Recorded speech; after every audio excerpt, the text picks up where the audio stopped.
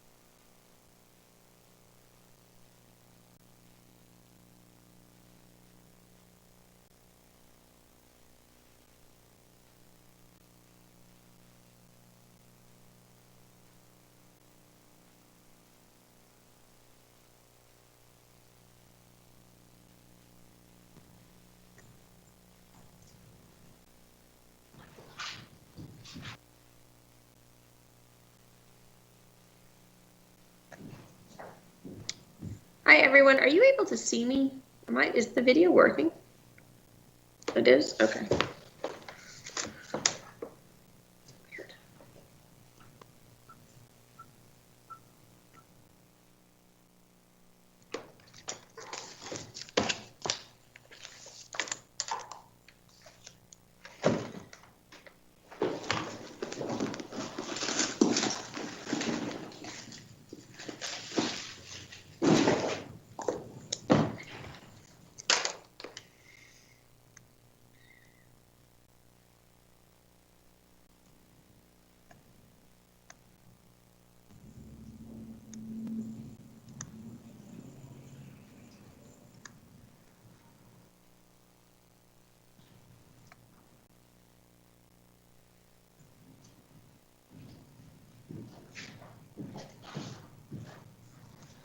Thanks, Nancy.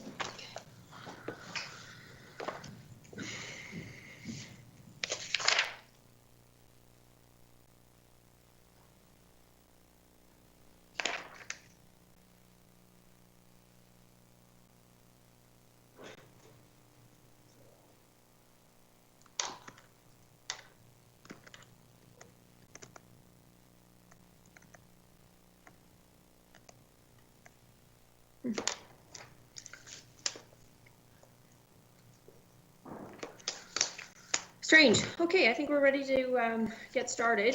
Good afternoon, everyone. I would like to remind everyone that our meetings are web streamed and televised, and I would ask that you please ensure your phones are on silent mode, to keep your camera on, and to mute yourself when not speaking. Please use the Microsoft Teams raise hand feature icon to be called upon and to remove it after you are finished speaking. I will now call the council meeting to order. First, I would like to welcome Teresa, our new clerk. She's not clerking this evening, but I know she's here with us today. So welcome, Teresa. I think the Ward 2 residents will be happy to hear that Teresa actually is a resident of Langton. So it's great to have a staff member from the west end of the county. Approval of the agenda, changes to the agenda. The agenda is before you for approval. We have the following additions under communication. That's 7C, which is a memo from Teresa Olsen, our new county clerk, regarding the conflict of interest disclosure, as well as a withdrawal of staff report CAO 21-27 regarding the annual integrity commissioner report follow-up. I believe per the memo that will be presented at the following CIC meeting, or perhaps it was the council meeting. and addition of 10 bylaws listed as items 11N to W. Some bylaws have also been corrected with editorial fixes. The changes to the agenda have been shared with the public this morning. Do I have a mover and a seconder to amend the agenda as presented? Councillor Rabbit and second Councillor Taylor, all those in favor? And that's carried. Now, I just can't see Councillor Michelle here. Yes, I'm just checking to see that if you can see me. I was a minute late getting on, and I'm not sure that you're able to see me. Are you now? Now I can, Tom, Okay. Thank you. Hi, everybody. Are there any declarations of pecuniary interest? Okay, seeing none, we'll move on to consent item number 4. That's the staff report CAO 2128 regarding the appointment of the county clerk. Does any council member wish to move the consent item? Councillor Huffman, seconded by Councillor Van Passen. All those in favor? And that's carried. There are no deputations or presentations, no early closed session today. Moving on to communications, we have 3 items of communications. The first one is from Dave King regarding the low-speed vehicles. Councillor Van Passen, you have requested communication item A originating from last week's info package be added to this week's agenda. Did you wish to speak to it? Yes, thank you, Madam Mayor. I would like to ask staff to bring back a report to council on this issue. I think it's sort of the up and coming thing, and while we're at it, I think last summer already there were some changes to the Off-Road Vehicle Act that staff was going to look into as well, and I wonder if they could bring back a report to council at some point and see whether we want to deal with this issue or not. So, Councillor Van Passen, sorry, I guess I'm confused. I thought you moved a notice of motion last week. No, I moved this over and would like to just give direction to staff to review that and bring back a report. Okay, Councillor Martin, I see your hand. Thank you, Mayor Chop. I just wanted to take this opportunity to note for staff that the London Free Press ran an article on this exact thing where Grand Bend, Lambton Shores, and a few other municipalities are drafting some bylaws to permit this, so that may be helpful information for staff. Okay, is all of council in agreement then on providing some direction to staff to bring back a report on the low-speed vehicles? Okay, Teresa and Kevin, hopefully that's okay with you then. We'll just use that as direction to staff. If I could have a sorry? Yeah, that's okay. I'm just wondering if there would be a time frame that would be amendable for council to receive that back from. Bye. I guess that depends on your workload to a degree, but the sooner the better, as always. But I would suggest after the by-election. Sounds good. If I could have a mover then to receive the communication from Dave King as information. Councillor Michelle, did you have something else to add? You're on mute, sir.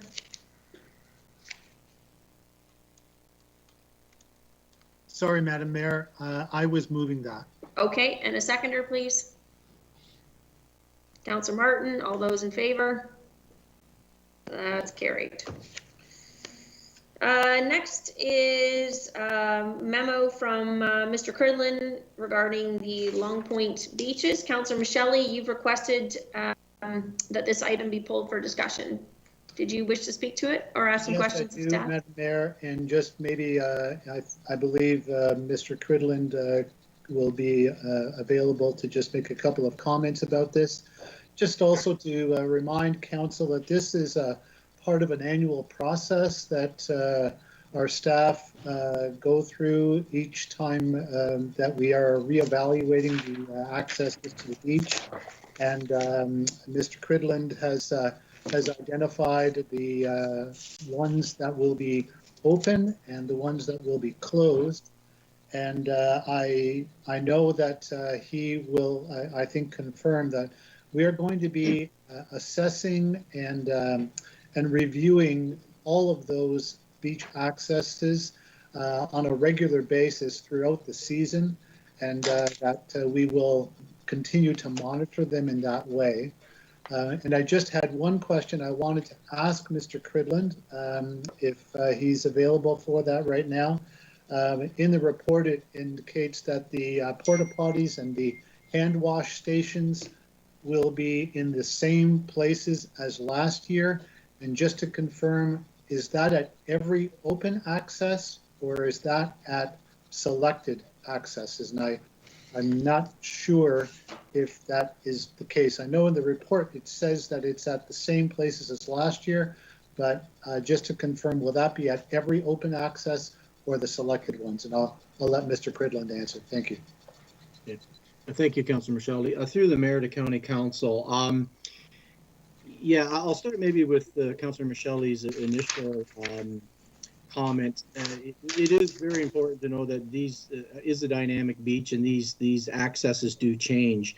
When myself and Director of Roads Devin Hunter went out, it was actually about 3 weeks ago.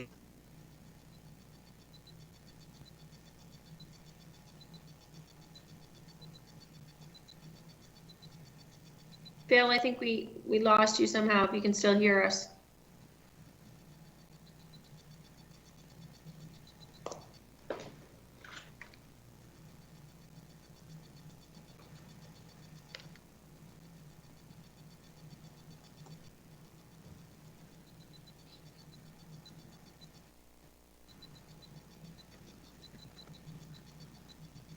I've texted Mr. Cridland.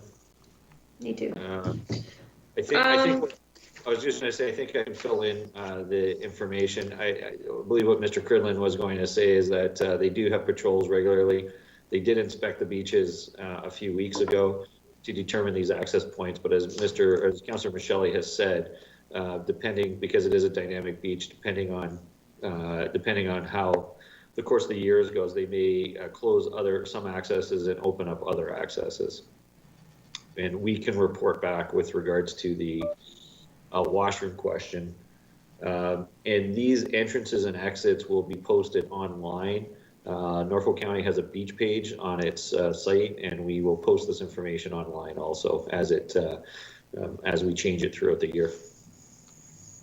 Bill just sent a message here. He's logging back in. So if you have any further questions for him, just give it 1 sec. Let's say you have any further questions for Jason, Councillor Michelli. Madam Mayor, I don't think so. That kind of takes care of that for now. I think Jason did fill in that gap, so we can move on if that's fine. Okay.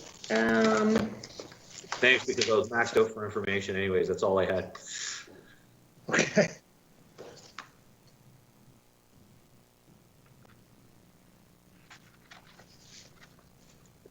Councillor Michelli, then, if I could have a motion, or anyone, frankly, to receive the communication from Mr. Cridland. Councillor Michelli, seconded by Councillor Columbus. All those in favor?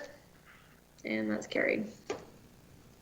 Next is the communication from Teresa, Olsen, County Clerk, regarding the conflict of interest disclosure. Again, my understanding is staff is bringing a report to our next council and committee meeting. If I could have a mover then to receive the communication from Teresa or to present an alternative. Councillor Roberts, go ahead. Thank you, and through you, I have a question before I feel comfortable bringing something forward. Accompanying this report, is that going to be, in staff's opinion, the best time to speak to the Integrity Commissioner's report? I don't necessarily want to have a discussion out of turn, but I would like to discuss the Integrity Commissioner's report. And I mean, it's out there, it's for public knowledge and consumption, and I don't see this as being something that is necessarily time sensitive, but I want to know when we're having that discussion, please.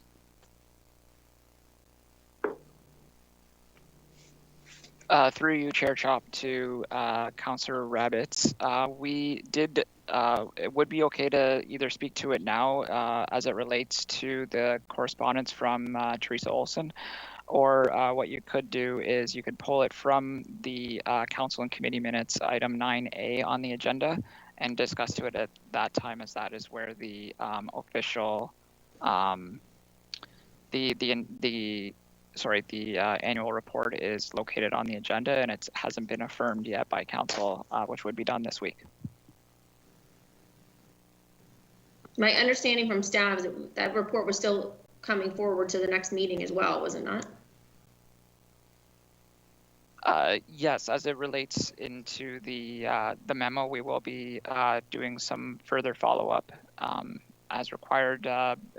Timelines were a little short this week, so there will be another report coming from Teresa on May 11th, Council and Committee. As you wish, Councillor Rabbits, it's your call. Well, seeing as I was the one that had pulled this for further discussion, if not, I'm sure one of my colleagues would have, so that we can have a discussion after receiving the Integrity Commissioner's report. I would like to have that discussion now, and we can then, I guess, discuss the additional correspondence we've received since receiving that Integrity Commissioner's report. I believe that'd be my preference, but perhaps I should be asking my colleagues what they would like to do. I think that's your call, Councillor Rabbits. You can go ahead. Okay. Well, with that, I would like to use this opportunity to provide my response or my reaction to our Integrity Commissioner's report. And I do have 3 bullet points that I'd like to outline, if you will indulge me, and I'll be respectful of my time here. The first point I'd like to make is in the Integrity Commissioner's report, there is some language that council has been an enabler of bad behavior. And I wanted to address this point made by our Integrity Commissioner. I myself have spoken out when a member has breached our code of conduct, and I have even discussed apologies. And I feel that I have not been an enabler of bad behavior through my actions. I have been willing to accept apologies when they have been made, whether they are sincere in my view or not. And I think that our Integrity Commissioner does not have a monopoly on the use of the word integrity.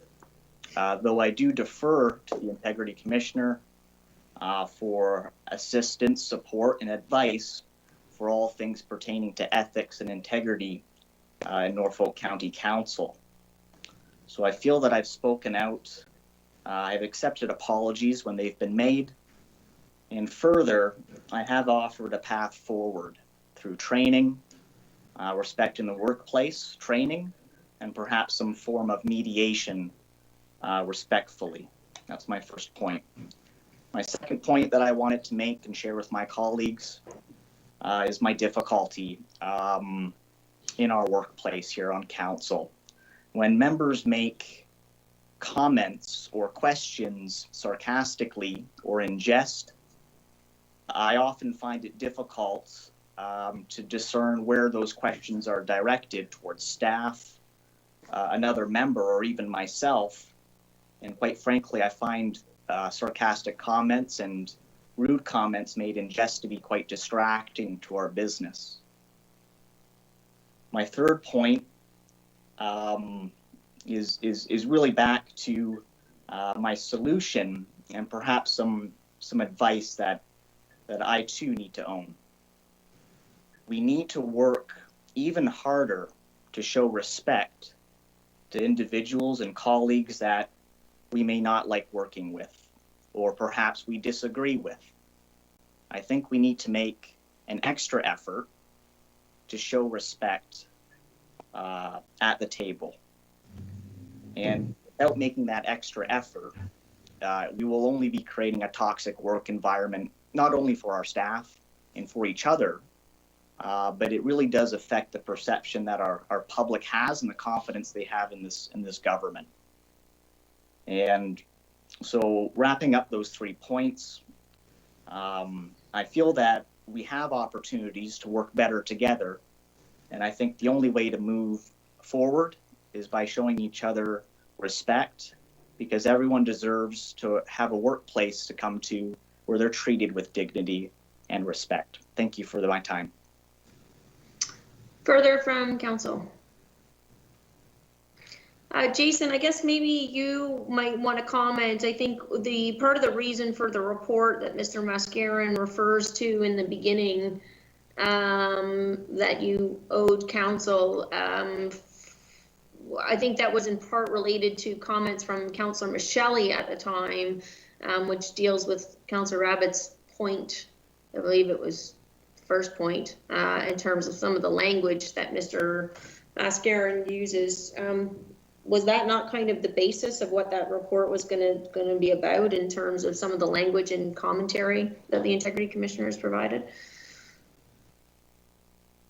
Through the chair, yes, and the Integrity Commissioner's 2019 report noted that I had not prepared that report. I'll prepare a report back to council on that. There was an issue that was raised by Councillor Michelli with regards to the Integrity's Commissioner, making commentary with regards to flagrant, I think it was like flagrant disrespect for ethical behavior, even though there was only 2 complaints filed. Councillor Van Passen also raised concerns with regards to the second complaint that was recorded. So we did, at the time of the report, or at the time of the request, I did, as council knows, I sent you a confidential memo with regards to some findings that the Integrity Commissioner had, but I will summarize that up through now in the clerk's chair, provide and finalize that report for council, and we can go from there. But one of the issues was, the question of how he concluded on certain things and made conclusions in an annual report, and the, for lack of a better term, commentary he adds on some of his conclusions, and whether that was appropriate or not was the question. We did reach out to a couple of Integrity Commissioners, and what I'll tell in the report is that we really can't get a peer Integrity Commissioner to review a report, so council will only have limited choices going forward if they have an issue with the Integrity Commissioner. Anything further from council? Councillor Van Passen, go ahead. Thank you, Madam Mayor. I read the memo from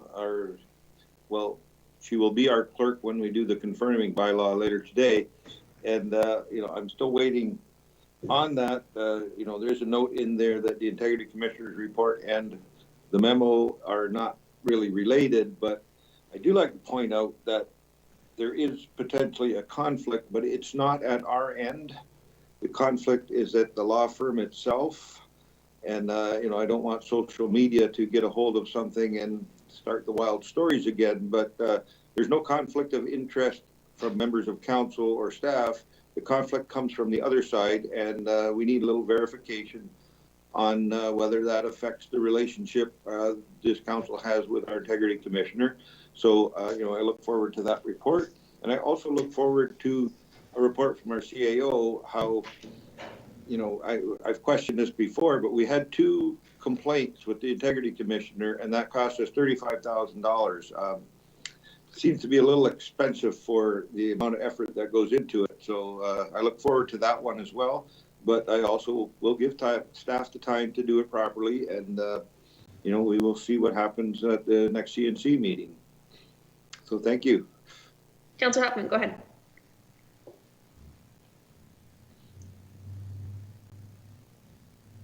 No, I'm good. Thanks, Mayor Chop. Okay, if I could have a mover and a seconder to receive the information, or the communication rather, from Teresa Olsen as information or propose an alternative.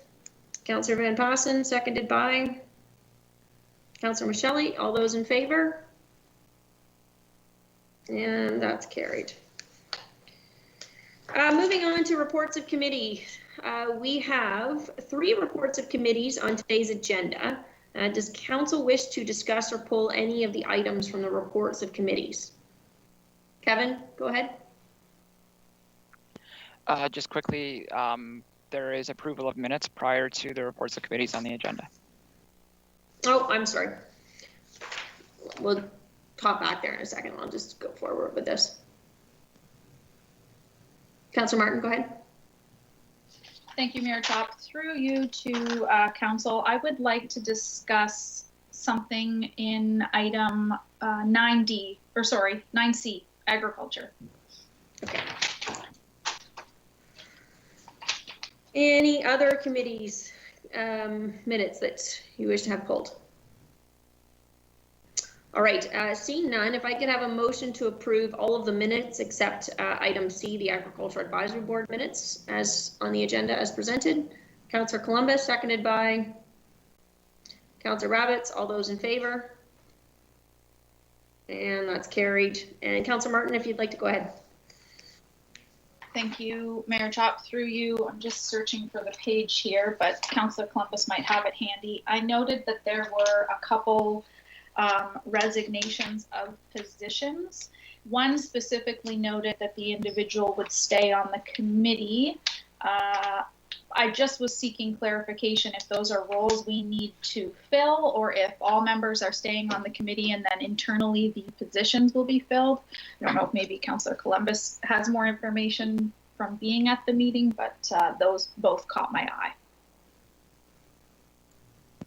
Yes, Madam Mayor, in answer to Councillor Martin, I was at that meeting, and right from the outset, we had word from the chair of the Ag Advisory Board and also the vice chair of the Agricultural Advisory Board that they would relinquish their positions as chair and vice chair.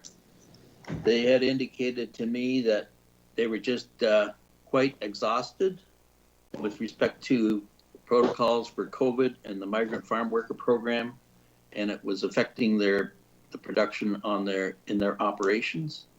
And there were other persons in the committee that were asked if they would like to take on those positions, and no one was fighting to have the position as chair or vice chair. They were declined. So right at this point in time, we did fill the vice chair, Councillor Columbus. Pardon me? We did fill the vice chair. Oh, yes. Sorry with about Anita. that. Yes, we do have a vice chair, I should say. Anita Buhner is the vice chair, but we do not have a chair at this time. But Dusty did continue to handle the Ag Advisory Board meeting that day. So there is opportunity to fill that position, but nobody actually that currently sits on the Ag Advisory Board was prepared to fulfill it. Teresa, is it possible within the terms of reference, I don't know, maybe this is a bit of a silly question, but to specifically advertise for a position of somebody that's willing to take on the role of chair? Through the chair, I would have to review your terms of reference for that board. I'm not familiar with it yet. It will depend how that's worded in there, whether that can be done, but I can look at that and report back. Okay, that'd be great. Councillor Martin, did you want to keep going?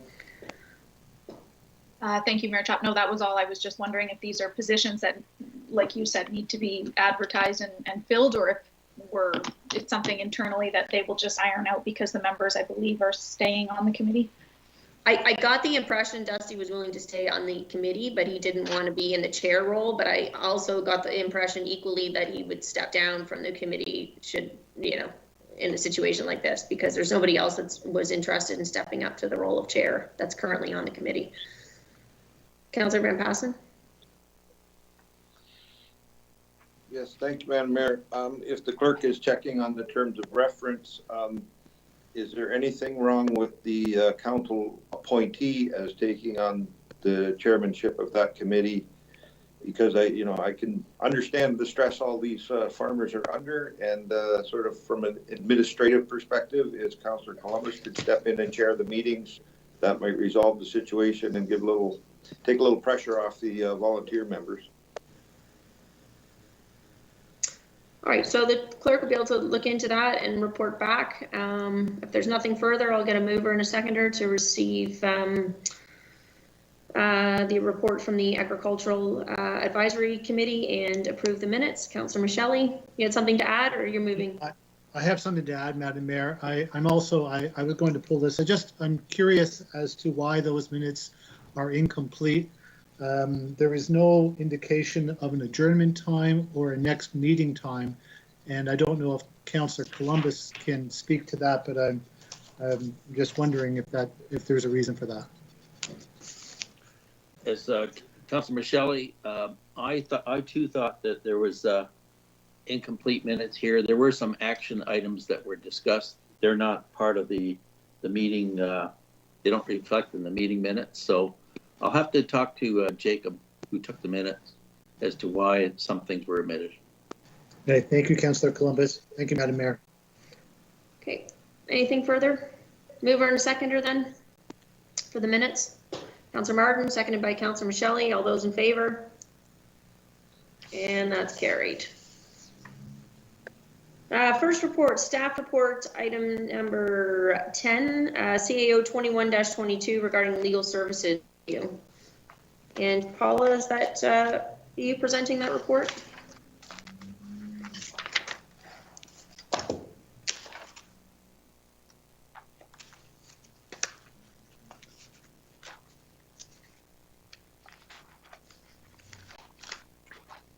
I'm sorry, Madam Mayor, it's Paula Budis.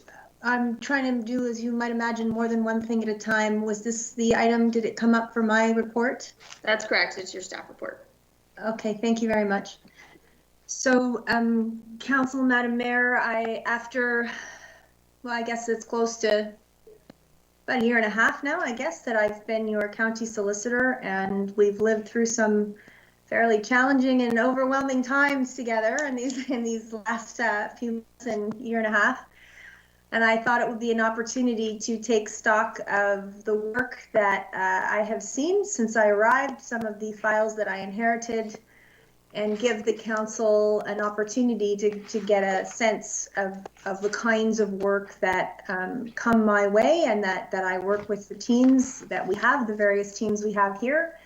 Give you a sense of how our spending has been in the last 2 years, 2019, 2020.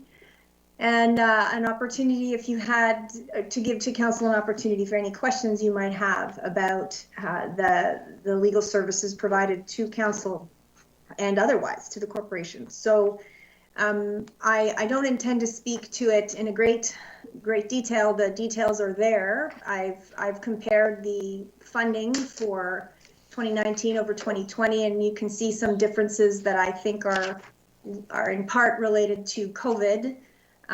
Sorry, I'll just turn my camera on. I realize it's off.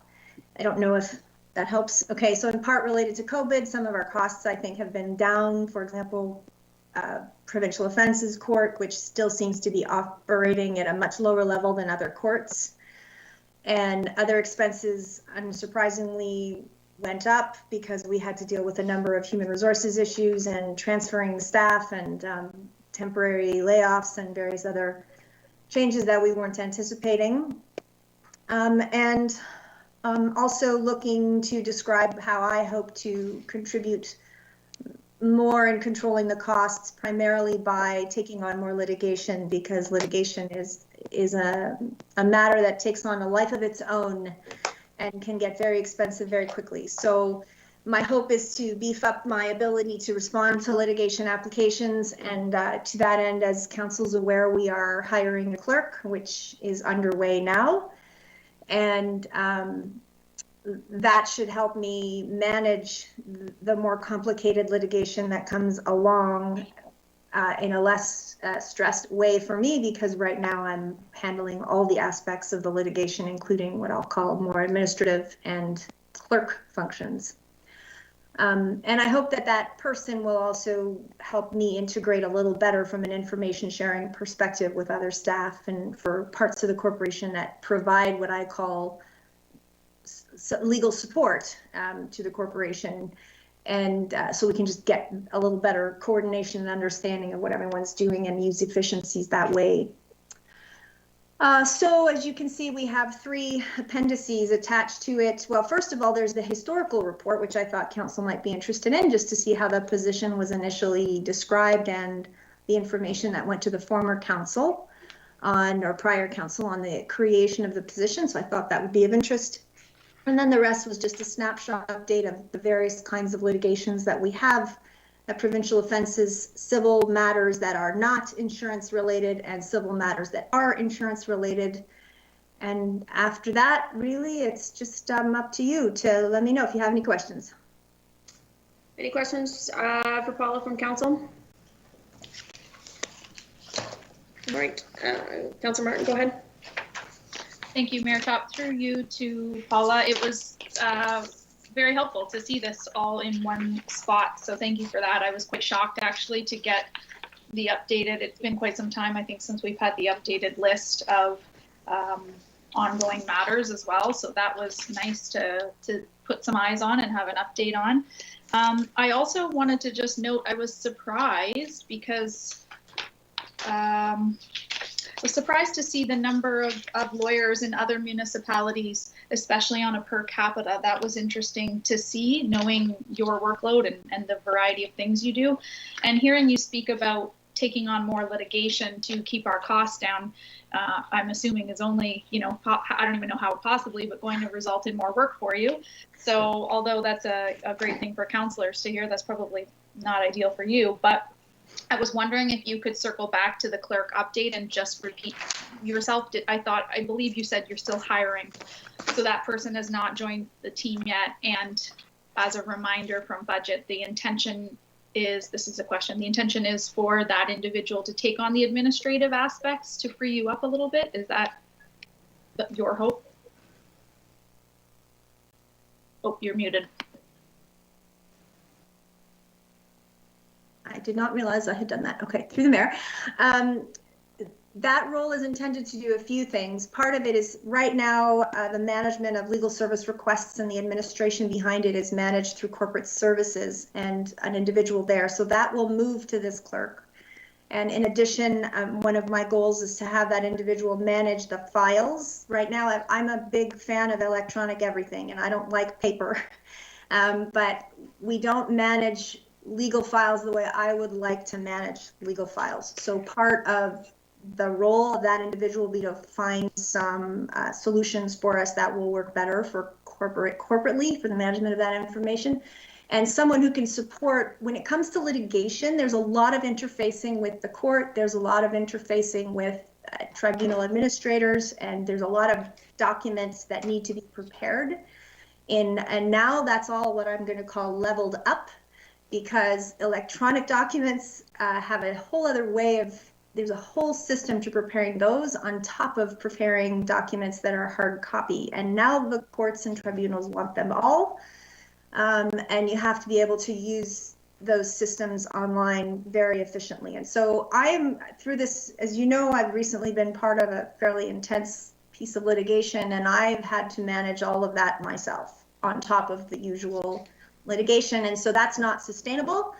And so for the purposes of, you know, continuing to be able to manage more complex litigation, the clerk will obviously take a lot of that load off of me and help me manage it. What it also means, though, is when I take on that litigation, I can't do anything else. I literally cannot do anything else. Litigation takes up your whole life. And so what it means is I'm going to be sending out more routine corporate matters than might otherwise do. That will go out to external counsel, but I still think that's cheaper for the corporation than sending the litigation out. So that's my approach, and it will just have to be the approach that it will have to go out the door when I'm not able to handle it in prep for while I'm in litigation and preparing for litigation. Further questions, Councillor Martin? There was some more information too, just in case you might have maybe forgotten, back at the budget time when we approved the hiring of that position. There was a description of the intention for the role there as well. Councillor Columbus. Thank you, Madam Mayor. And Paula, I noticed that you've submitted the Appendix D, which is the 16 cannabis prosecution cases. Mhm. Some of them are going on in another couple months. It'll be 2 years. When do we expect some action on these in the courts? I've got people calling me every week about odors, and they want something done. Just So, wonder. yeah, absolutely, through the chair. A lot of these actually were held up by COVID and remain held up. Trials, to my knowledge, are still not being scheduled. I have been speaking with our prosecutors, our external prosecutors, on a fairly regular basis. Some of them are moving through to resolution in terms of their prosecutions, but most of them have not. I think there's only 2. One of them ceased to operate altogether and was no longer seeking a zoning bylaw amendment, and the other one has ceased to operate pending coming into compliance. And the rest, we continue to be thinking about strategies and our next steps, including looking at ways to bring interim orders through the prosecution at provincial offenses. So that is actually our next step, is looking at our worst offenders in terms of the nuisance creators, and looking at how we can bring applications to the court for interim orders to ask them to require them to close. So and that's are most of these prosecutions related to distance separation from residents? Is that what most of them are about? They are all setbacks and site plan control. Our zoning bylaw requires certain setbacks, and they also require site plan control for all of these facilities. So that's the prosecution relates to both of those. Thank you for that. Further questions from council? I could have a mover and a seconder for the staff recommendation as presented. Councillor Martin. Seconded by Councillor Michelle. All those in favor? That is carried. Moving on, staff report CAO 2126, Human Resource Management Strategy, Financial Management, and Planning follow-up. Mr. Burgess, I guess you're going to be presenting this one. Yeah, I'll make it brief, and Mr. Arlington can certainly provide any comment. This report is from a summary of the report from our closed session report in CIC last week. It was put in CIC because there was specific names of employees put into the report, but everyone thought it was appropriate to bring it out in a fulsome report for public, for the in-public meeting. The report covers off, as council knows, both a short-term strategy to deal with some vacancies in the finance department and a long-term strategy to deal with some anticipated retirements. The budgetary impact for this year would be fairly limited and covered off by gapping dollars. And we think the long-term budgetary implications can be made up, or partially made up, I should say, with a reduction in overtime and turnover costs that the organization is incurring. So Mr. Arlington can take any specific questions on that, but I know this council had some very good questions in closed session, and we don't want to rehash everything, but if there's any further questions that council would have, Mr. Arlington or Ms. LaPlante or Ms. Anderson would be more than happy to answer them. Shelley, did you have anything else you wanted to add in addition to that?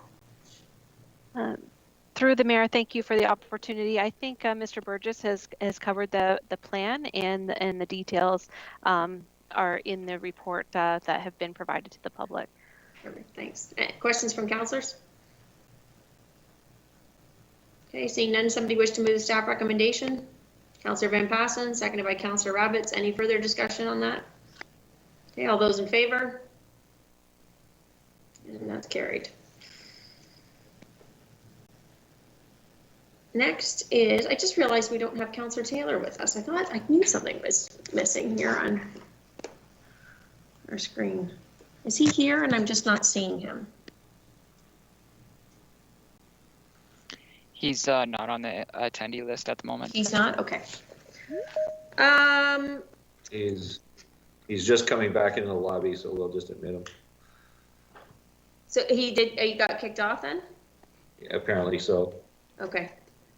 Mayor Chop, I just want to did we go back to item number 8? The approval of the minutes. Item number 8? Yeah, you had, yes. Oh, Thanks, the Jason. approval of the minutes. Thanks. No problem.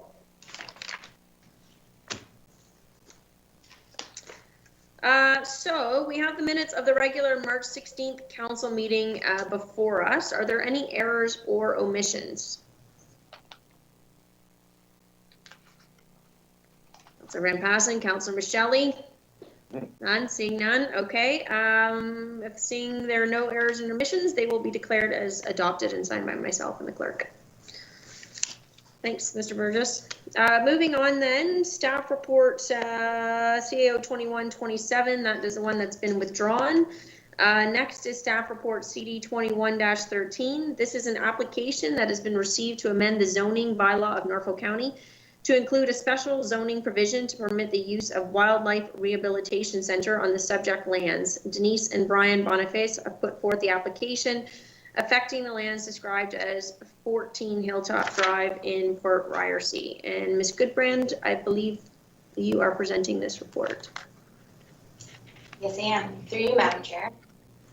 Before Council is a zoning bylaw amendment application proposing to add a Wildlife Rehabilitation Center as an additional permitted use under the existing Hamlet residential zone.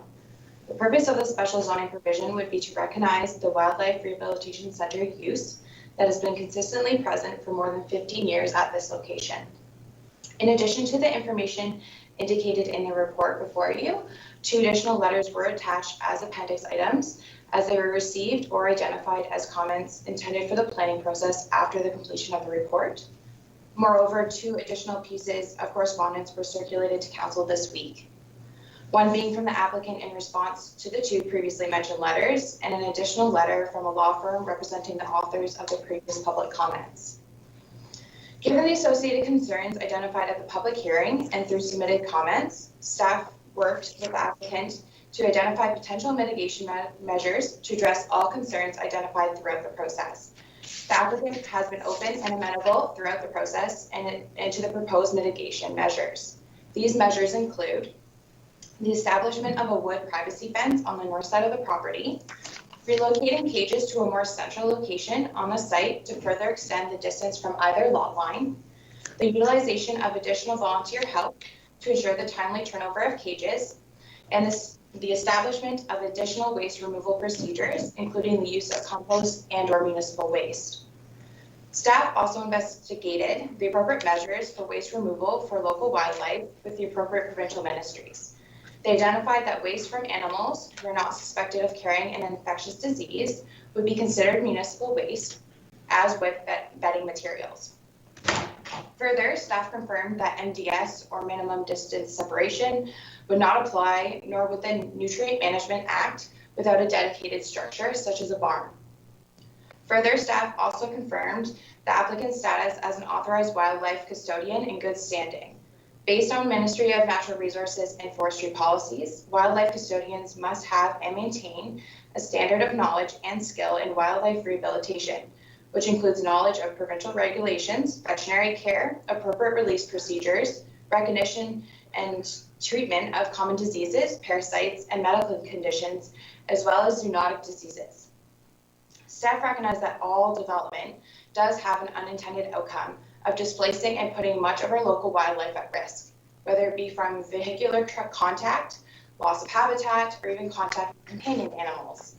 Well, there are existing policies in the provincial and federal frameworks for species at risk or specific endangered environments. There remains impacts on everyday wildlife, which are largely unaddressed by the current policy framework. That being said, the PPS does speak to conserving biodiversity and protecting our natural resources. While the proposed use is atypical, staff believe the proposed use is an important component of the local community, and with the appropriate mitigation measures in place, could be compatible in the local setting. Therefore, staff are recommending that the zoning bylaw amendment be approved. I'd be happy to answer any questions council might have. Thank you.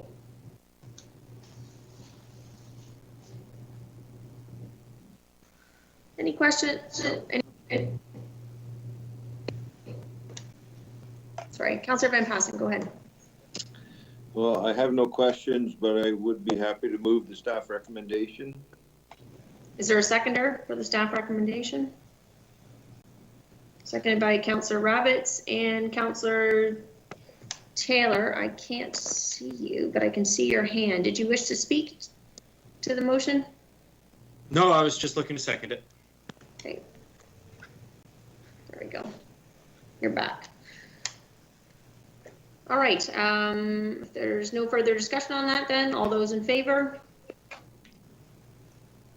And that's carried. Councillor Columbus, were you trying to speak to the motion? Yes, I was. I was going to make a comment. If I could.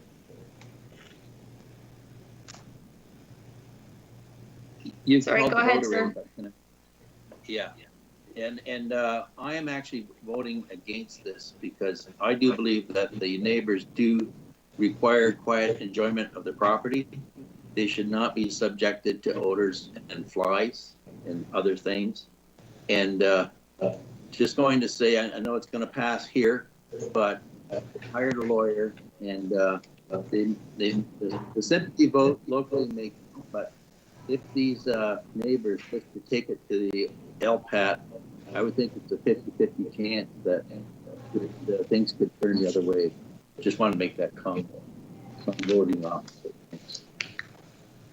Okay, I'm going to recall, well, Councillor Columbus, you can mark as objection, Kevin. Moving on, the next item is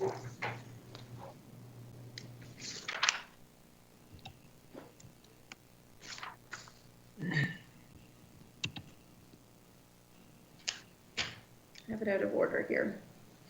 Staff report CD 21-24, that's an application that's been received for an official plan amendment to amend the site-specific policy area 7.12.3.1 to add a residential use to enable an addition to an existing residential dwelling known as the Stone House located on the subject lands. The zoning bylaw amendment is to legally permit the establishment of the residential use on the subject lands while recognizing all existing dwelling units located on site to a maximum of 8 dwelling units. Cadman Manufacturing Company and Agent Civic Planning Solutions have put forth the application affecting the lands described as 19 Main Street, Portland. I'm not sure, Mr. Sarah, is that you presenting this report? Councillor Columbus, I could get you to lower your hand as well for me.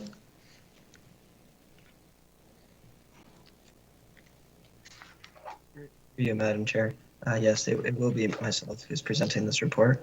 So this application is to update the official plan site-specific policy on the property to allow for residential use and to enable the addition onto the quote-unquote stone house.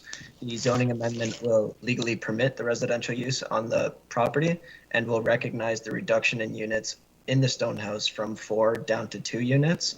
And the zoning amendment would also recognize all existing units on the property to a maximum of 8 dwelling units. There have been no comments from the public and all staff comments have been addressed. Staff are recommending approval for this application. Thank you for your time. Thank you. Any questions from councillors?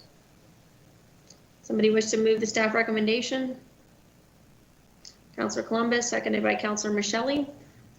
Any discussion on that? All those in favor? And that's carried. Next is staff report CD 21-33, an application that's been received to draft a plan to approve a 5-lot subdivision.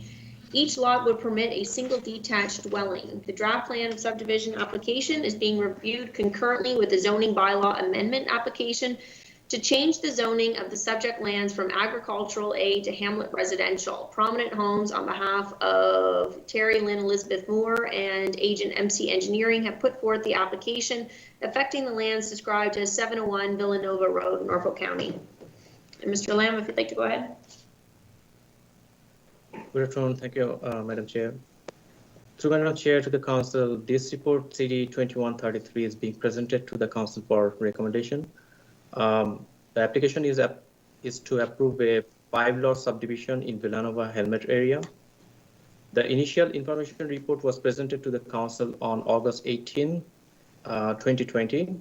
The key issues discussed in the public hearing include an appropriate drainage solution to be identified for the recommendation. Just to give a background, there is an existing tributary route that went through the subject site from the north side of the property and discharged through the existing culvert along Villanova Road. Without an appropriate drainage solution, the existing culvert do not have the capacity to receive additional stormwater runoff. Initially, various options were explored by the county staff, including a cost sharing through Drainage Act process, which was not endorsed by the council in the public hearing, considering that it would be a lengthy process and feature unseen cost that might have the county have to take over. After several discussions and submission by the applicant, all parties agreed that any additional water flow due to the development will be handled on site to keep the overall runoff unchanged, the existing culvert. This will be further reviewed during the detailed design review process, and that will be to the satisfaction of the county staff. And this will be a part of the conditions for the proposed subdivision. So, Madam Chair, it is the staff's opinion that the proposed development conforms the goal and objective of the official plan and consistent to the provincial policy statement. Therefore, the report CD 2133 is being presented to the council with recommendations that the proposed draft plan of subdivision and zoning plan amendment be approved for reasons set out in the report. I'll be happy to answer any questions. Thanks. Thanks, Mohammed. Questions from council? Okay, seeing none, does somebody wish to move the staff recommendation?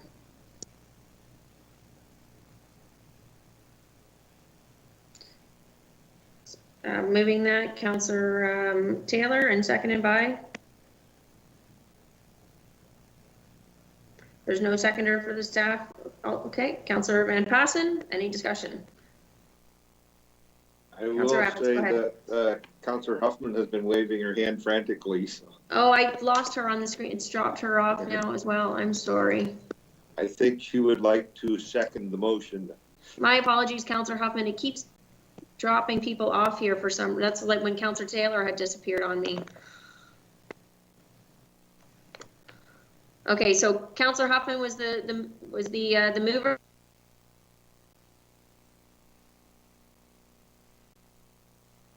I have Councillor Taylor as mover and Councillor Huffman as the seconder.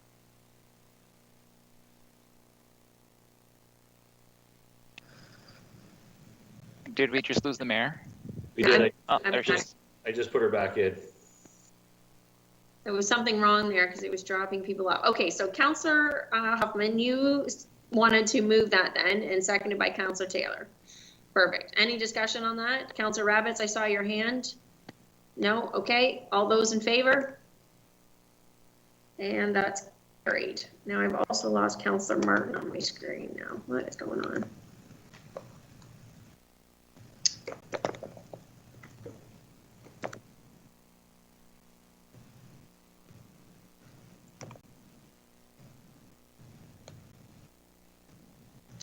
You have to give me a second here now.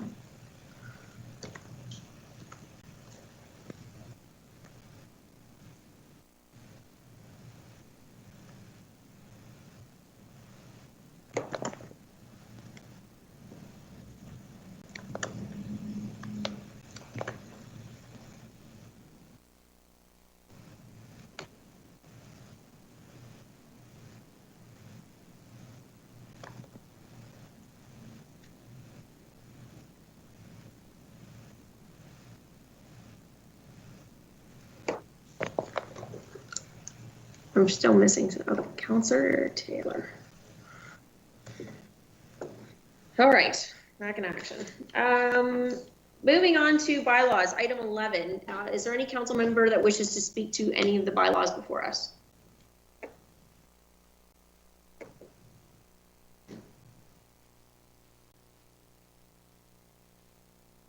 Okay, seeing none, then if I could have a mover to approve bylaw 1. OP-2021, Bylaw 5Z 2021 to Bylaw 8Z 2021, Bylaws 2021-36 to Bylaw 2021-53 inclusive. Okay, moved by Councillor Taylor, seconded by Councillor Rabbits.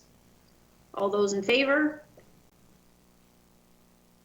And that's carried. Okay, there are no notices of motion. We do have one motion, and Councillor Martin, if you would like to go ahead. Thank you, Mayor Chop.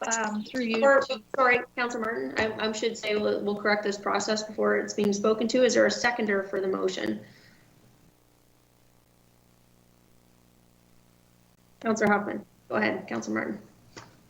Perfect. Yep. Thank you, Mayor Chop. Through you, I had a great conversation with Teresa. She, despite the fact that only had joined us for a few days, she did see the notice of motion last week. And instead of me botching her comments, maybe I can just pass it over to Teresa to make a few comments on this, because I think she would like to bring something back for council. So we may be referring this onto her. Clerks. Through the chair. Yes, so reading the motion that Councillor Martin has brought on, I believe that our procedure bylaw does already state that information, but what I would like to do is just kind of put some context to the procedure bylaw and bring it back in an information report to the next meeting on May 11th, if council is okay with that. That's fine, Teresa. Was that fine with you, Councillor Martin? Teresa, yes, would you be able to just provide some clarity? I think we didn't have a situation come up this evening. When a councillor moves a motion, I guess if we're going to proper procedure here at all of our meetings, I think we have been a little bit more free-rolling because we were all a brand new council. But technically proper procedure is that you do not speak to the motion until it is seconded. So even an introduction to the motion would not happen until after there's a seconder. Is that correct? Through the chair, yes, that is correct. And your procedure bylaw does speak to that in 17.1 and 2. So a motion should be brought to the floor, it should be seconded and accepted by the chair, and then debate should occur at that point. And then that is when you would start the count on the speaking order. And just for further clarity as well, so my understanding from doing some reading on this is that the chair would generally go to the mover of the motion first. They would have the opportunity to speak to it. If they did not speak to it, that still would be counted as their first opportunity to speak to the motion. So through the chair, not necessarily. Best practice is to go to the mover of the motion to speak to the motion first. If the mover of the motion chooses not to speak to it first, that does not necessarily count as their first time. Speaking to the motion is actually speaking to the motion. Okay, that was just on some, I guess it may be a different version here of Robert's Rules of Order, because I know that's what we use. That was what I had sort of read, but that's fine. But again, providing that introductory to the motion, that would be held until after it's been moved and seconded. Okay, so moving on then, are there any general announcements today? Councillor Martin. Thank you, Mayor Chop. I just wanted to very quickly note in our information memo that May is MS Awareness Month, and I bring that up now because there is a bit of a fundraising campaign and everything has gone on virtually, but typically this has happened every year. It is one of the locations to have an MS walk here in Norfolk County, so I just wanted to note that that is coming up. Thank you. Councillor Taylor, go ahead. Thank you, Madam Mayor, and through you, I know with the weather we're supposed to get throughout tonight and over tomorrow, I just want to mention everyone to stay safe out there if you are on the road. A lot of winter tires have come off at this point. And also, good luck to our roads crews. I figure all of you didn't want to go out and do it again, but good luck. Councillor Columbus. Thank you, Madam Mayor. I just want to mention that the vaccine rollout seems to be going very, very well. I've had a lot of positive feedback, and that includes all locations: Norfolk General Hospital, Pretoria Community Center, and the Delhi Community Center arena. So thank you to Sarah and all those volunteers involved with making the vaccination rollout happen, hopefully keeping everybody safe in the future. Thanks. Councillor Rabbits.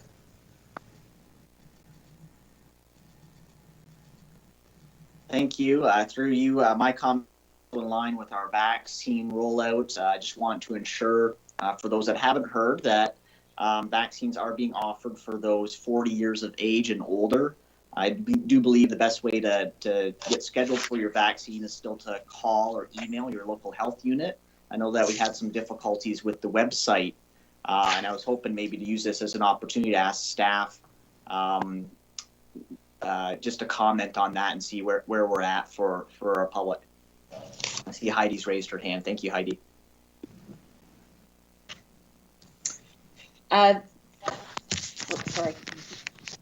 Sorry about that. Thank you, Mayor Chop, through you to council.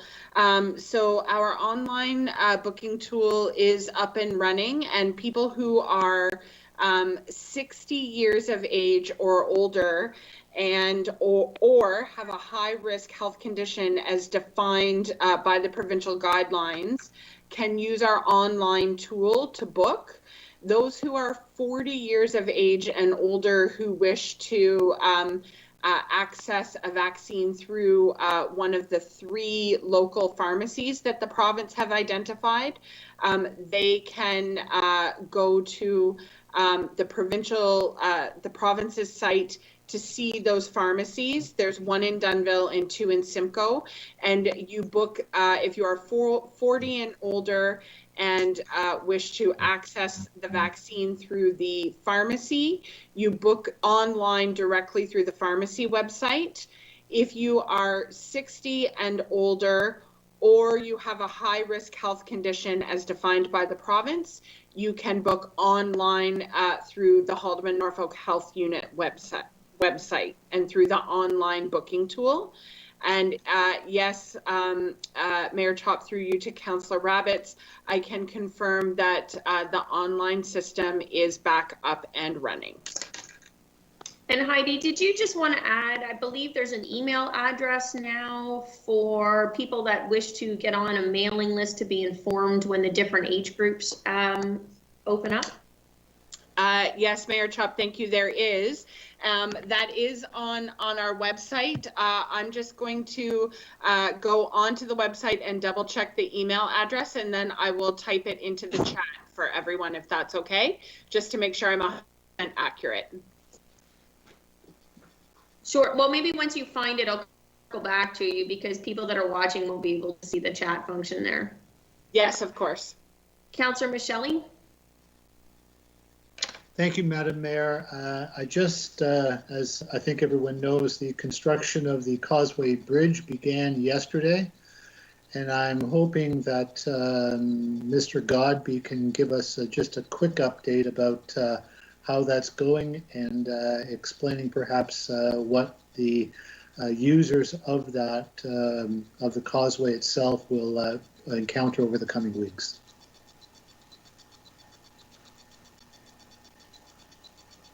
Jason, did you wish to respond? Yes, thank you, Mayor Chop. Through you to Councillor Michelli. You are correct. We finally have started to get some progress going down at that Causeway Bridge. Right now, we'll call this our phase 1 of construction that we're going to see, and essentially what people will see is the construction of the new bridge starting right beside the old bridge. So during this this first phase of construction, the existing bridge will remain in service, 2 lanes of traffic, except the construction crews they will see will be building the first half of the new bridge directly beside the bridge. We are anticipating that this first phase will be completed in and around November.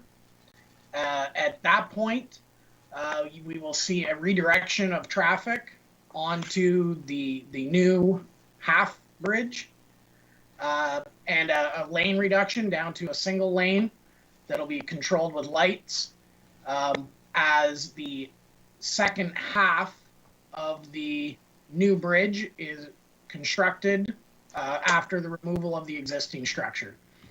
So we will work to keep our website updated. On our Norfolk County website, there's a section for construction projects. We'll do our best to keep that updated with information, and the same thing, hopefully, monthly, I'll be able to give you some verbal updates so that everybody who's listening at home can also hear where things are at and the progress that we're making there. Thank you very much, Jason. And Jason, if I can just ask quickly, while you're talking about construction, when the top pavement will be put on the Port Row and Main Street? Unfortunately, Councillor, I don't have an answer for that, but I will dig that up from staff and get that information out to you. Okay, thank you, Jason. I'm sorry to spring that on you. It just came to me this afternoon and people were asking about it, and I thought I'd check. So whenever you are ready, that's great. Thank you, Madam Mayor. Yeah, and if I may quickly, through you, Mayor Chop, just generally, just a reminder, we've had some beautiful weather, but it is still very early April, and sometimes it takes some of these practices a little more time to get rolling. So we will be getting to our usual springtime cleanup. Hopefully we don't get too much of the more white stuff tonight, though. So. Councillor Huffman, go ahead. Thank you, Mayor Chop. Through you, just to share my experience, I just wanted to say that I am proudly vaccinated with the AstraZeneca vaccination. Received it last Thursday. My husband and I at the Walmart in Simcoe. It was a very seamless procedure. Everyone's doing well, and I strongly encourage everyone to get the first available vaccine that is available to them. And here's hoping that most of our county becomes vaccinated in the very near future. Thank you. Thank you, Councillor Huffman. Kevin, I see your hand. Through you, Mayor Chop, this isn't a general announcement, but I'd just like to make note that the motion by Councillor Martin, seconded by Huffman, regarding the procedural bylaw, section 1410, did not receive a vote. That is true. Councillor, well, I guess we'll call the vote on it. And Councillor Martin, go ahead. Sorry, should we not, thank you, should we not just refer it back to clerks for comment? I think that the motion is. I think you could probably move for a deferral, and then staff can take that as direction to go back and prepare the report. Somebody else could move for the deferral. Sure. Councillor Rabbit, seconded by Councillor Taylor. All those in favor? That's carried. Okay, any further general announcements? Heidi, go ahead. The address, yeah. Jason, I can't see you, sorry. Thank you, Mayor Chop. I have the information from the Health Unit website for people to sign up for vaccine updates. So first you would go to the Health Unit website, www.hnhu.org,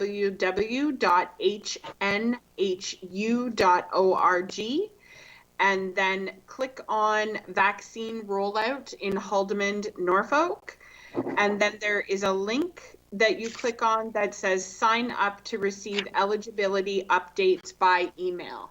And then there's just a short form on the website to put in your name and your email address. And then we will be able to send email updates about as the eligibility criteria changes.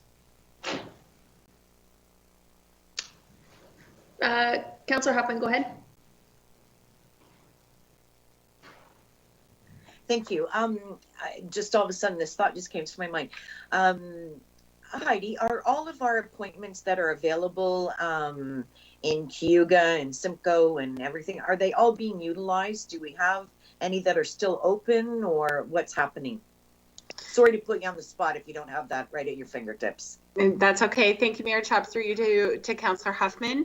All of our clinics are, by the day that we run them, they are full. And we do have a waiting list so that at the end of the day, if we have people that cancel or who don't show up for their appointment, then we call people on the waiting list so that we make sure that we use up all of the doses that we have in the clinic each day. And I can confirm that we are using all of the doses in the clinic that we have at the clinic each day. And so we are utilizing the waiting list as we need to. And as we book clinics, we make them available in the online scheduling tool. I know there have been some questions that there are just a couple of weeks of clinics available to book into, and that's because the clinics that we put up on the online scheduling tool are based on the vaccine allocation that we know that we have. So you won't, for example, be able to go on the online tool and find clinics that you can book into in June and July and August, because we don't have the allocation that far out. We want to avoid situations where we're having to cancel clinics and cancel appointments because we don't have enough vaccine. So we post clinics for availability on the site based on the allocation that we know we have. Okay, thank you. Okay, and maybe Heidi, just one more comment you could add there. I guess I'm sure many people have heard on the news the Premier's last announcement about 25% of the future vaccine allocations being diverted to more marginalized communities, I'm guessing predominantly in the Toronto area, which means that is part of the reason that we're not able to book appointments into the future or too far into the future, because we're likely to see a reduction in the vaccines that are provided to Haldimand and Norfolk. Thank you, Mayor Chop. I can confirm that we don't have any neighborhoods in Haldimand or Norfolk that are on the provincial list of hotspots. We are concerned about the potential for a reduction in vaccine allocation, and so we are in regular communication with the province about our vaccination needs. But absolutely, that is part of the reasoning why we don't make clinics available too far out into the future for people to book into, because we do want to avoid situations where we have to cancel appointments and cancel clinics because we don't have enough vaccine. Thank you, Heidi. Only one from me. It is National Volunteer Week, and I think the list of volunteers, particularly throughout this year of COVID-19, is so long I wouldn't even know where to begin. But a giant thank you to all of our volunteers across Haldimand and Norfolk. Certainly our community couldn't have survived without you. Moving on from that, I guess what looks like that's it then, unless there's other staff members that have anything to say. I don't see any hands up. So we'll move into a closed session. I'm not sure how long we'll be there, but there's nothing further in the agenda when we resume. So with that, if I could have a motion to move into closed session at 4:18 p.m. to discuss the following matters: staff report CAO 2115 regarding the land acknowledgement, staff report CAO 21-29 CAO recruitment, and item C, an information memo regarding the proposed property sale update. Relying on sections 239 2B, C, F, and K of the Municipal Act 2001 as amended, as the subject matters pertain to personal matters about identifiable individuals, including municipal or local board employees, proposed or pending acquisition or disposition of land by the municipality, advice that is subject to solicitor-client privilege, including communications necessary for that purpose, and a position, plan, procedure, criteria, or instruction to be applied to any negotiations carried on or to be carried on by or on behalf of the municipality or local board. A mover and a seconder. Councillor Columbus, seconded by Councillor Michelli. All those in favor? And that's carried. So let's reconvene at, let's take a quick 15-minute break, 4:35, and we'll see you in closed session. Kevin, did you provide another link? I haven't provided another link. There are no external invitees. It's all internal today, so we're just going to use the same link. Okay, very good. We'll see you back here in 15.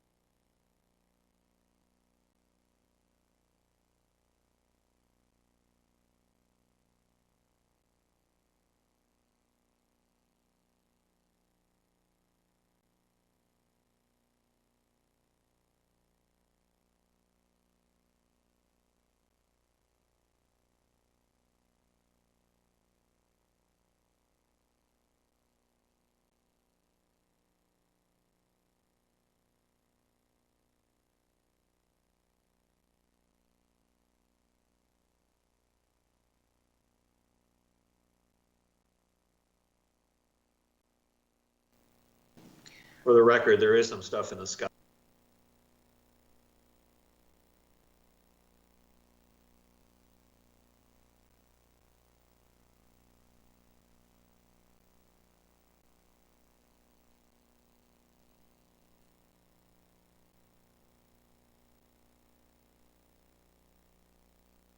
Is it live?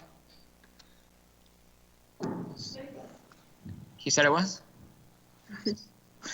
Good? I'm not sure. Teresa's just checking. Okay. All right. All right, so we need to start off with a motion to reconvene in open session at 5:50 p.m. Gotta have a mover and a seconder. Councillor Martin, seconded by Councillor Taylor. All those in favor? That's carried. The first report, staff report, CAO 21-15 has been deferred. Staff report CAO 21-29, the CAO recruitment. Kevin, if you could read those motions. Certainly, through you, Mayor Chop, the motion reads as follow. That staff report CAO 21-29 regarding CAO recruitment be received as information, and that council provide direction to staff to start the CAO recruitment process immediately through a single source contract, and further that council permit a single source purchase as outlined in Norfolk County's purchasing policy CS02 section 4.8.4 to undertake an executive search as part of the CAO recruitment process. A mover and a seconder.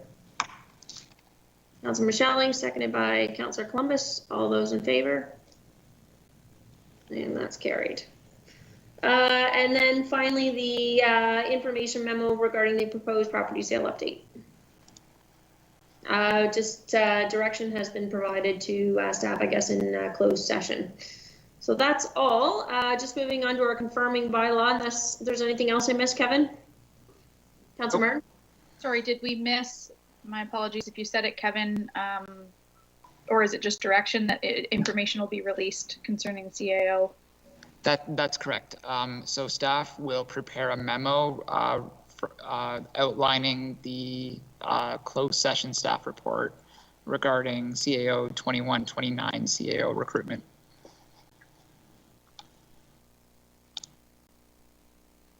Okay, and with that, confirming bylaw, if I could have a motion to move bylaw 2021, sorry, -54, bylaw to confirm the proceedings of the Council of Norfolk County at this regular council meeting held on the 20th day of April 2021 be approved, signed by the mayor and clerk, and affixed with the corporate seal.